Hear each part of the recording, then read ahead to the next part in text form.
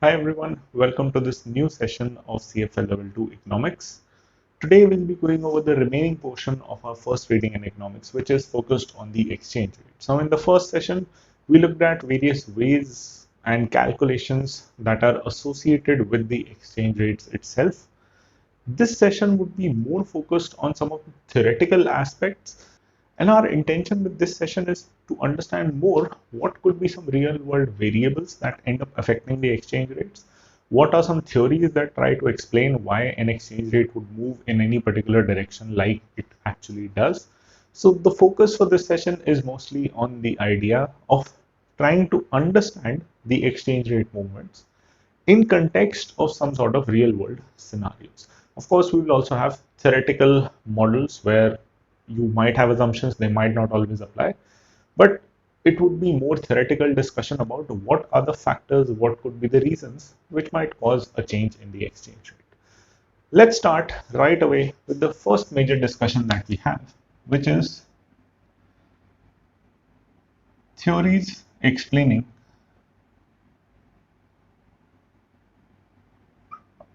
exchange rate movements.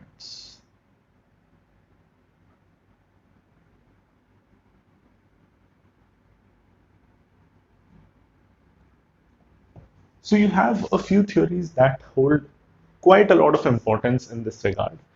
And some of those you already know from a level 1. The first one is called covered interest rate parity theory.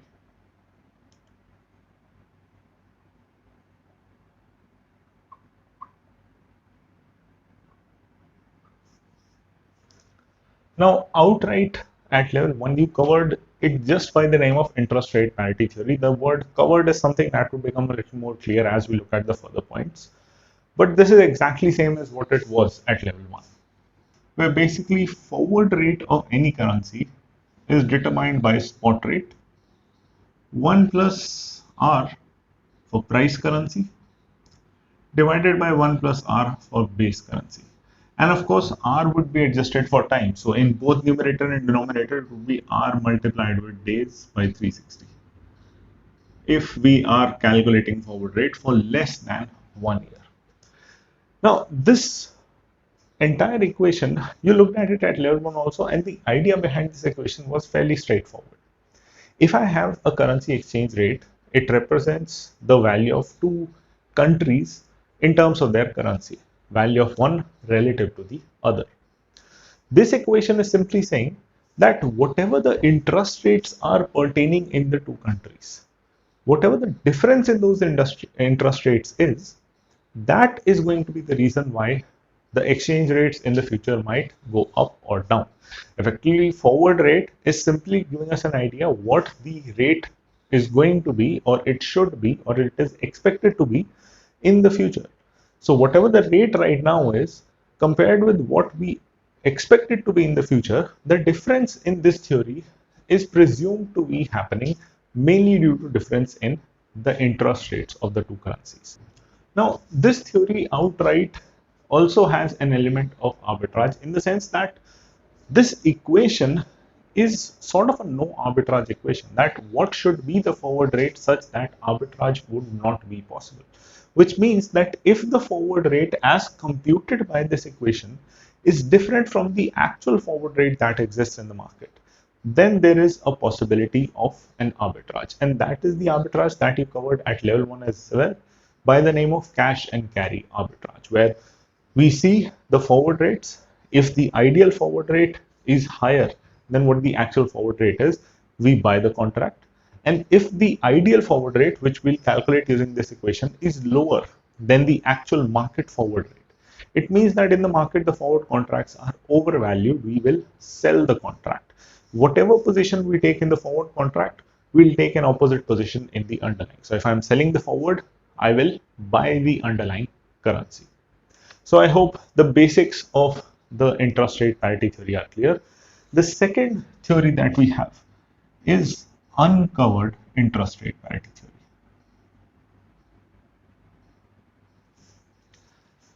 This is where the term covered and uncovered would start making sense. Now, outright, the first theory, it works under no arbitrage assumption, that ideally if there is no arbitrage opportunity is possible, this is what the forward rate should be. And if at any point the forward rate in the market is different from what the ideal value is, arbitrageurs would exploit that opportunity so long as the rates don't correct themselves. So long as there is any sort of arbitrage opportunity, the arbitrageurs would exploit it, and they would balance the demand supply in such a manner that the forward price would eventually come to its ideal value. However, we are talking about exchange rates here, which means we are talking about international investments. While in theory, this idea seems right, that the arbitrage should be there and it would correct the prices eventually, in real world, the application is slightly more difficult. Why? Because each country has investment restrictions. If you are someone who is in India and you want to invest in Europe or in US or in any other international country, there are a lot of regulations that control how much investment or what manner of investment you can do. Those are not restrictions that are applied when you do investments in your domestic country. As a result, actually investing in international market and dealing in foreign currency or exploiting this sort of an exchange arbitrage opportunity, this is not as realistic as this first model would allow you to believe. So sometimes in the real world, there are constraints to the transactions that can be done to exploit the arbitrage opportunity, which means the arbitrage opportunity, if it exists, would not be exploited as quickly or as swiftly as the covered interest rate parity would suggest. So whenever there are some sort of transaction restrictions between different currencies, in that case, we revert to what is called the uncovered interest rate parity theory. This is ideally in terms of concept and logic same as the covered interest rate parity theory, but it is approaching the interest rate difference in a slightly simpler manner. What uncovered interest rate parity theory says, change in spot rate is simply going to be difference of one currency rates with the other currency rates. So your syllabus uses the notation A and B instead of price currency, base currency here. So I am also reverting back to that same thing only. But it is effectively same thing. Interest rates of two countries. Here also we have interest rates of two countries. The only difference is over here we have percentage change in spot price. So this is going to tell me what the expected change in spot price is going to be. So in an ideal situation, just to take an example, if I have two countries, one has an interest rate of 7%, the other has an interest rate of 5%. This tells me that the spot rate should increase by 2% in the future. Whatever that future time is, we can adjust for that. So effectively here also the theory is still saying that the difference in exchange rates or the changes in exchange rates that happen are directly influenced by the difference of interest rates in the two countries. However, instead of looking at a no arbitrage situation, this is taking a more simplistic approach with the assumptions that yes, in the real world, not all transactions between countries on international scale would be as freely executable as they would be under the assumptions of the covered interest rate parity theory. Now, for the sake of understanding, I'll also link this with the price currency, base currency. So basically, exchange rate is denoted as A by B. So wherever in your syllabus you see the notation A and B instead of price currency, base currency, just look at it in a simple manner that A is price currency, B is base currency. So if you're comfortable with this notation, you can convert these A, B notations also in your price currency, base currency terms. Now, one thing to keep in mind is, if we know spot rate is going to change by 2%, what exactly does this imply? If let's say, let's take a realistic example. Let's say you have rupee per dollar and rupee has an interest rate of, let's say, 7% and dollar has an interest rate of 5%, exact values that we had over here, and the exchange rate is 70. Outright, if you just look logically, This is giving me an indication that Indian economy has an interest rate of 7%, US economy has an interest rate of 5%. US economy has lower interest rate, so the exchange rate should move in such a manner that if an investor is investing in US, he gets this 5% from that US investment itself. He should also get something more such that he is indifferent between whether he should make investment in India or US, which means the exchange rate should move by 2% in favor of US dollars. Whichever has lower interest rate, that is how we look at the currency which will appreciate. The currency that has lower interest rate is the currency that will appreciate. The currency that has higher interest rate is the currency that will depreciate. So outright we know that rupee should depreciate and dollar should appreciate for there to be no sort of difference. We want to create a situation where the investor can choose either of the investments and his returns would pretty much be identical. Now, one key thing to keep in mind, this was also covered briefly at level 1, is that when you want to look at calculations related to this, calculations would be exactly same. We know this 2%. But how do I change this 2%? Well, this 2% is always on base currency. Just remember this. Just like we had a few golden rules in last class, if you remember this, you're never making mistake in this particular topic, because if you read this 2% as depreciation of rupee, that is wrong. If you remember from level 1, how much one currency appreciates is not mathematically going to be same as how much another currency depreciates.